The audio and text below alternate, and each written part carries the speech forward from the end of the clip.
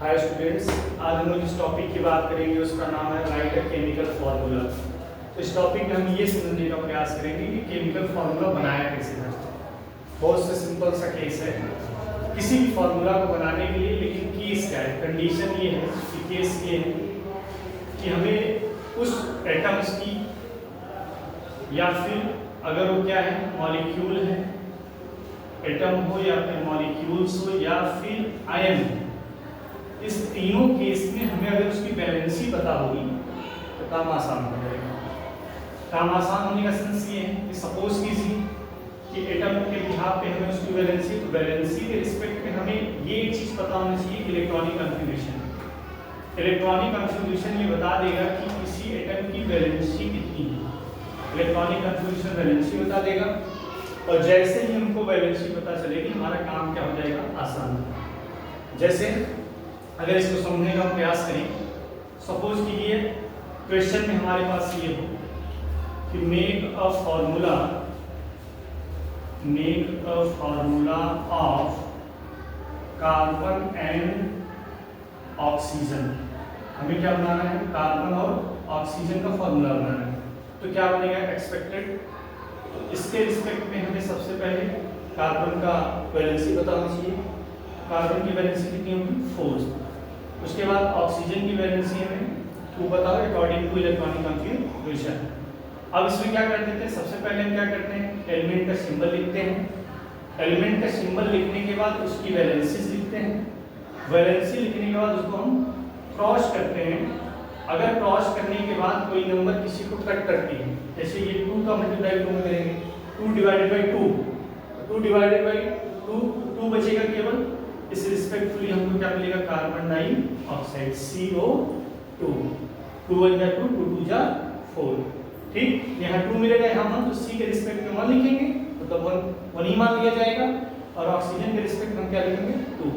ठीक, ये तो मान लो एक कोवैलेंट कंपाउंड है। सेम ऐसे हम हाइड्रोजन और ऑक्सीजन का भी कर सकते हैं। हाइड्रोजन और ऑक्सीजन का करेंगे तो हाइड्रोजन की वैलेंसी हमको पता होनी चाहिए। हाइड्रोजन की वैलेंसी कितनी होगी, 1। ऑक्सीजन की वैलेंसी कितनी है, 2। हमने इसको ऐसे क्या किया, क्रॉस किया। इसको क्रिस्टॉस कहते हैं। तो क्रिस्टॉस करने के बाद हमें एक फार्मूला जो मिलेगा वो क्या मिला, H2O। ठीक, ऐसे ये तो मान लो पहला एग्जांपल होगा। दूसरा एग्जांपल ऐसे ही मान लो थर्ड एग्जांपल को समझेंगे। तीसरा एग्जांपल हमारे पास क्या है, तीसरा एग्जांपल मान लो हमें दे दिया कार्बन एंड हाइड्रोजन। तो कार्बन और हाइड्रोजन के रिस्पेक्ट में हम कार्बन पहले लिखेंगे, फिर यहाँ हाइड्रोजन, फिर कार्बन के रिस्पेक्टफुली इसका जो वैलेंसी का 4 होगा और हाइड्रोजन का कितना होगा, 1।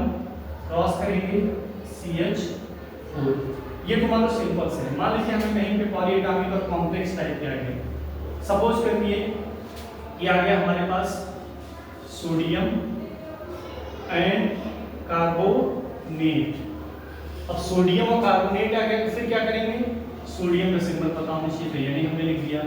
कार्बोनेट का होना चाहिए CO3। अब CO3 का अगर हमें पता हो तो इसकी वैलेंसी 2 होती है, 2 माइनस, तो रिस्पेक्टफुली हम यहाँ 2 लिखेंगे, यहाँ 1 लिखेंगे। इसको क्रॉस करेंगे तो हमारे पास जो फॉर्मूला बनेगा यानी 2CO3। सेम इसी पर्सपेक्टिव से हाइड्रोजन एंड फॉस्फेट, ये वाले एग्जांपल अगर हम देखें हमारे पास क्या है, हाइड्रोजन और फॉस्फेट। तो हाइड्रोजन का सिंबल हमें पता है, इसके रिस्पेक्टफुली हम इसका वैलेंसी 1 लिख दिए। फॉस्फेट का पता होना चाहिए, तो फॉस्फेट पे 3 नेगेटिव होता है। 3 नेगेटिव मींस 3, कभी भी वैलेंसी पॉजिटिव नेगेटिव में नहीं होती, जो इसका नंबर होता है उसी के रिस्पेक्टफुली मान लिया जाता है।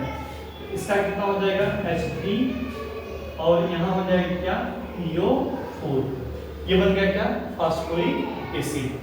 इसी तरीके से मान लो अगर हमारे पास कैल्शियम कार्बोनेट हो, कैल्शियम कार्बोनेट, तो कैल्शियम का हम क्या लिखेंगे, Ca।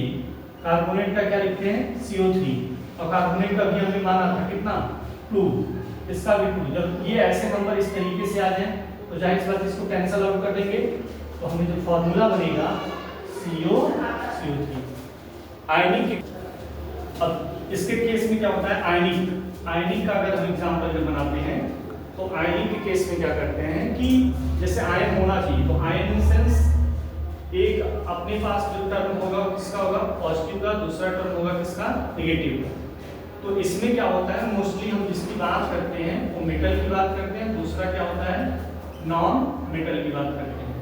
अब इसमें जैसे सपोज करो हमारे पास एग्जांपल दिया हो सोडियम एंड क्लोरीन का, तो इसके रिस्पेक्ट में हम सोडियम का सिंबल क्या लिखेंगे, Na, क्लोरीन का सिंबल लिखेंगे Cl। सोडियम के ऊपर प्लस चार्ज होता है, इट मींस इसके ऊपर एक प्लस चार्ज होता है, Cl ऊपर माइनस, इसको हम वैलेंसी कितना मानेंगे 1, इसकी भी वैलेंसी 1, क्रिस क्रॉस करेंगे तो सेम नंबर है तो क्या हो जाएगा, कट जाएगा, फिर हमको मिलेगा क्या, NaCl। हमने Na को क्यों पहले लिखा, ड्यू टू मेटल, मेटल को पहले लिखा जाता है, नॉन मेटल को बाद में लिखा जाता है in case of ionic compound. तो इस तरीके से बहुत से ऐसे फॉर्मूले हैं जिनको आसानी से बना सकते हैं। ठीक, बातें अगर समझ में आए तो अच्छी बात है। नेक्स्ट वीडियो में हम और अपडेटेड वर्क करेंगे। Thank you.